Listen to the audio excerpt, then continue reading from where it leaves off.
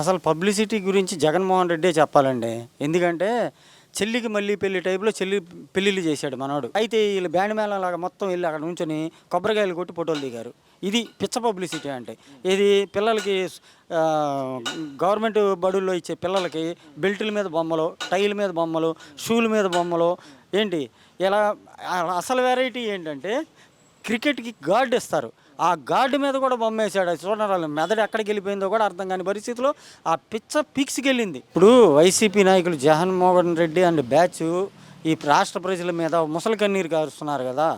గత 2019-24 మధ్యలో మీ ప్రభుత్వంలో జరిగిన మొత్తం ఏది అప్పులే గానీ, లెక్కలే గానీ, ఖర్చులే గానీ మొత్తం డేటా తీసుకొచ్చే దమ్ముంటే గనక రాష్ట్ర ప్రజల మంది బుట్టు. అన్న నమస్తే అన్న.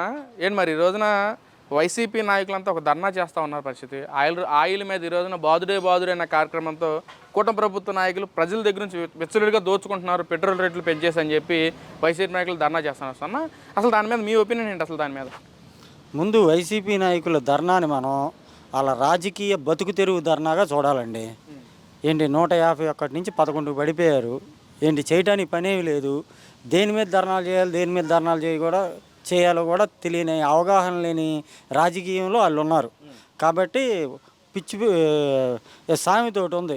ఆ సామెతలాగా ఈ ప్రతిదానికి రోడ్ల మీద వస్తున్నారు. అక్కడ ఏం జరిగిందని రోడ్ల మీదకి వచ్చే ఉపయోగం వీళ్ళకి? కాకపోతే వాళ్ళ ఫోటోల కోసం, వీడియోల కోసం రావడమే తప్పితే ఇకపోతే ఇప్పుడు అన్నిటి మీద రేట్లు పెంచారు అంటున్నారు. ఇప్పుడు గతంలో జగన్మోహన్ రెడ్డి టైంలో అసలు మామూలుగా బాధాడా కరెంటు మీద ట్రూ అప్ ఛార్జీలు అని చెప్పి ఇష్టారాజ్యంగా అసలు ఆ ఛార్జీలు ఎలా పెరిగినాయో కూడా వినియోగించే ప్రజలకు అర్థం కాని పరిస్థితిలో పెంచాడు. అసలు కరెంట్ డిపార్ట్మెంట్ వాళ్ళకి కూడా తెలియదు అది ఇలాగేస్తున్నారు అని. అలా పెంచాడు అనమాట. ఏంటి పెట్రోలు డీజిలు ఓ పక్కన కేంద్ర ప్రభుత్వం పెంచిన దాంట్ని రాష్ట్ర ప్రభుత్వాలు మిగతా రాష్ట్రాల వాళ్ళు బరాయిస్తే ప్రజల మీద భారం పడకుండా మన ఆంధ్రప్రదేశ్లో మాత్రం జగన్మోహన్ రెడ్డి హయాంలో వదిలేశాడు గాలికి. మీరే కట్టుకోండి అని ప్రజల మీదకి వదిలేశాడు. హ్యాపీగా తాడేపల్లి కొంపలో పడుకున్నాడు. ఏంటి road tax, cess tax, toll tax అసలు ఇష్టారాజ్యంగా చెత్త మీద పన్ను వేసిన చెత్త ప్రభుత్వం ఏదైనా ఉందంటే జగన్మోహన్ రెడ్డి ప్రభుత్వమే. అంత దరిద్రం అనమాట. ఇక ఆ దరిద్రాన్ని బరాయించి 5 సంవత్సరాలకి ఎలక్షన్లు ఎప్పుడు వస్తాయి రా బాబు అని చూసి ఎలక్షన్లో ఏంటి మళ్ళీ ఈ చంద్రబాబు నాయుడు గారు ఈ కూటమి ప్రభుత్వానికి ఓట్లు వేసుకుని ఊపిరి పీల్చుకుంటున్నారు ఇప్పుడు ప్రజలు. ఆ టైంలో మరి ల్యాండ్ టైటిలింగ్ యాక్ట్ తెచ్చాడండి ప్రజలు భూములు దొబ్బేయడానికి. ఇవన్నీ చూసే కదా జనాలు అమ్మో ఇడుంటే కనుక మొత్తాన్ని శంకన ఆగిచ్చేస్తాడు, మా ఆస్తులు కూడా కొట్టేస్తాడని ఇక బరాయించలేక ఓడగొట్టి కూర్చోబెట్టింది 11 సీట్లు ఇచ్చి. ఇప్పుడైనా సిగ్గు లేకుండా ఇప్పుడు ఏంటంటే ఈ బతుకు తెరువు బాట పట్టారు వీళ్ళు. మేము బతుకున్నాం అంటే ఆ టైంలో జగన్మోహన్ రెడ్డి హయాంలో కూడా మనం చూసుకున్నట్లయితే కరెంట్ మీద ఛార్జీలు పెంచడం కానీ, ఇంధనం మీద ఛార్జీలు పెంచడం కానీ, మరి అప్పుడు ఆ రోజున మాట్లాడిన గొంతులు మరి ఈ రోజున ఎందుకన్నా ఇలా రోడ్ల మీద వచ్చి ఇలా ధర్నాలు చేయడం ఎంతవరకు కరెక్ట్ అంటారు? అసలు తలా తోక లేని రాజకీయ నాయకులు అండి వీళ్ళు. అప్పుడేంటి రాజధాని అమరావతి ఇక్కడ అన్నాడా 3 రాజధానులు అన్నాడు. అందరూ ఏం చేశారు వీళ్ళందరూ వెనకాల లైన్లో నుంచి 3 రాజధానులు. ఇప్పుడే మావిగాని అన్నాడని ఇప్పుడు మావిగాని ఏం లేదు.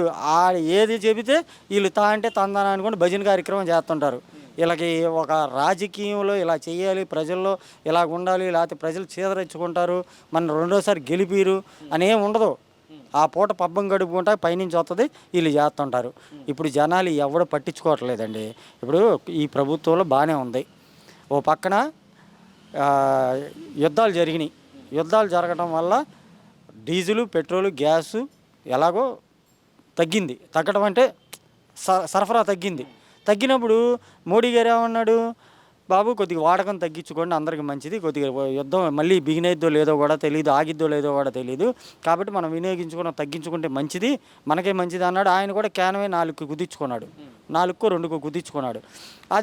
అదే ఇదిగా ఇక్కడ గవర్నమెంట్ కూడా, ఆంధ్ర గవర్నమెంట్ కూడా ఏం చేసింది, చంద్రబాబు గారు 4 వెహికల్స్ పెట్టుకున్నాడు, పవన్ కళ్యాణ్ గారు 4, లోకేష్ గారు 2, 3 పెట్టుకున్నాడు. అలా తగ్గించుకుంటూ వచ్చేసారు. కొంతమంది ఎమ్మెల్యేలు అయితే సైకిల్ మీద తిరుగుతున్నారు డివిజన్లో, కొంతమంది అయితే బస్సుల్లో తిరుగుతున్నారు. ఏది కూటమి ప్రభుత్వంలో ఉన్నవాళ్ళు. ఈ వైసీపీ వాళ్ళు మాత్రం ఈ ధర్నాలకి వాటికి బళ్ళు, కార్లు, వ్యాన్లు వేసుకొని ర్యాలీలు తీస్తున్నారంటే అసలు వీళ్ళకి సామాజిక బాధ్యత ఏమున్నట్టండి వీళ్ళకి?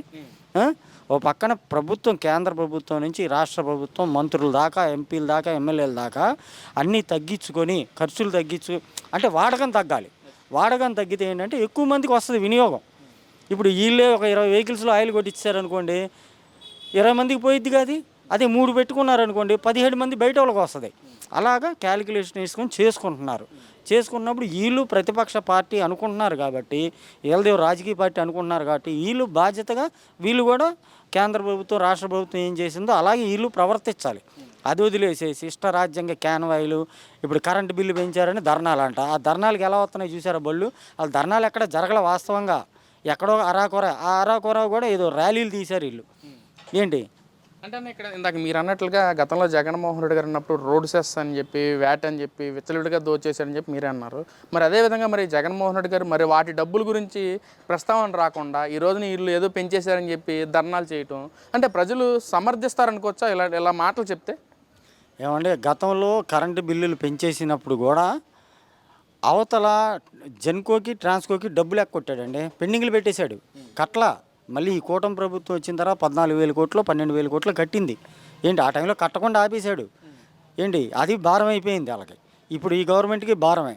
కానీ ఇప్పుడు ఏంటి ఈయన అన్నీ సరి చేసుకుంటూ వస్తున్నప్పుడు వీళ్ళు ఇష్టారాజ్యంగా మాట్లాడటం వల్ల ప్రజలు ఎవరు నమ్మడండి. ఇప్పుడు ప్రజలు చూస్తున్నారు కదా, ప్రజలు ఏం చేస్తారు, లాస్ట్కి వచ్చేటోడికి ఎలక్షన్లో చూపిస్తారు ఏదైనా ఉంటే.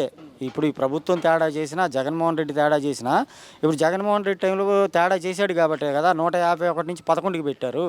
ఈ గవర్నమెంట్లో అక్కడ జనాలు ఎవరు రావట్లే బయటికి. వీళ్ళు తప్పితే వీళ్ళ వెనకమాలు కూడా 10-15 మందే, జనాలు కూడా లేరు ఎవరో. ఇప్పుడు వైసీపీ నాయకులు జగన్మోహన్ రెడ్డి అండ్ బ్యాచ్ ఈ రాష్ట్ర ప్రజల మీద ముసలి కన్నీరు కారుస్తున్నారు కదా.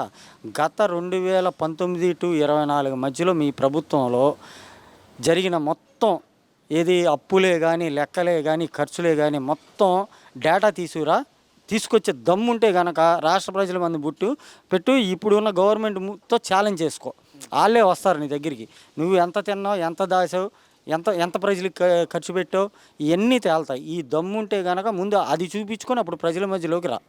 అన్న ఇదంతా పక్కన పెడితే ఏదైతే ఇటు మోడీ గారు పిలుపునిచ్చారో దాన్ని కూడా సైకిల్ యాత్ర చేస్తున్నారు. మరి ఎమ్మెల్యేలు కొంతమంది అయితే బస్సులో కూడా తిరుగుతున్నారు ఆయిల్ తగ్గించుకుందాం అని చెప్పి.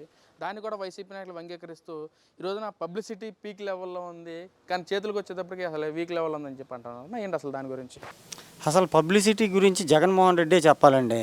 ఎందుకంటే చెల్లికి మళ్ళీ పెళ్లి టైపులో పెళ్ళిళ్ళు చేశాడు మనోడు. ఎందుకంటే అయిన దానికి వెళ్ళి శంకుస్థాపన. ఇక్కడ ఫ్లైఓవర్లు ఉన్నాయి, ఫ్లైఓవర్లు చంద్రబాబు గారి టైంలో అయినాయి. అయితే వీళ్ళు బ్యాండ్ మేళం లాగా మొత్తం వెళ్ళి అక్కడ నుంచొని కొబ్బరికాయలు కొట్టి ఫోటోలు దిగారు. ఇది పిచ్చ పబ్లిసిటీ అంటే.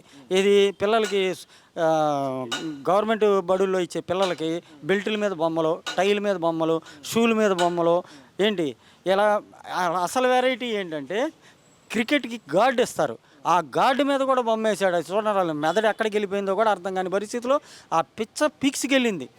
ఎక్కడంటే వీళ్ళు అయ్యింది ఒక మన ఇది ఉంటుంది చూసారా, ఏది బాత్రూమ్లు కడతారు గవర్నమెంట్, ఆ బాత్రూమ్ల మీద వేలా. అది తప్ప మిగతా వాటర్ ట్యాంకులకి అన్నిటికీ వేసేసారు వీళ్ళు. అప్పుడు కూడా కోర్టు కూడా మొట్టికాయలు వేసింది ఆ గవర్నమెంట్కి. అరే బాబు ఏంది పని, జనాల డబ్బుని ఎట్టా ఖర్చు పెడతావు నువ్వు అంటే దాని మీద ఒక గీత వేసి మళ్ళీ దానికి 3,000 ఖర్చు చూపించాడు. 3,000 కోట్లు. ఇది పిచ్చాను, లేకపోతే వృధా ఖర్చు అంటే. ఇప్పుడు చంద్రబాబు గారి టైంలో అలాంటివి ఉండవు. ఆయన ఏంటంటే ప్రతి రూపాయి ఖర్చు కూడా ఒక లెక్క ఉంటుంది, ఆ లెక్క ప్రకారం వెళ్ళిద్ది. ఇప్పుడు కొత్త పెన్షన్లు వస్తున్నాయి. కొత్త పెన్షన్లు ఎందుకు ఇంత లేట్ అయ్యింది? కారణం డబ్బు లేదు. ఇష్టారాజ్యంగా ఇచ్చేసాడు అనుకో, ఎవరి డబ్బులు జనాల సొమ్మే కదా, అప్పులు తెచ్చి. అందుకనే చంద్రబాబు గారు 2 సంవత్సరాలు అయిన తర్వాతే కొత్త పెన్షన్లకి శ్రీకారం చుట్టాడు. అది ఈయనేం చేశాడు, స్టార్టింగు 3,000 పెంచుతానన్నాడు. 3,000 పెంచుతాను, 2,000 ఇచ్చి 500 పెంచుతానికే 2 సంవత్సరాలు పట్టింది. మళ్ళీ 3 సంవత్సరాలు 500 పెంచుతాను పెట్టి ఈయనేమన్నాడు 4,000 అన్నాడు. 4,000 ఒకేసారి కొట్టేశాడు. అది పాత 3 నెలల బాకీలు కూడా కలిపి 7,000 కొట్టేశాడు. అలాగుండాలి కానీ ప్రభుత్వం ఇలాగ అబద్ధాలు చెప్పుకుంటూ బతికే రకైతే ఈ బతుకులు ఎందుకండి?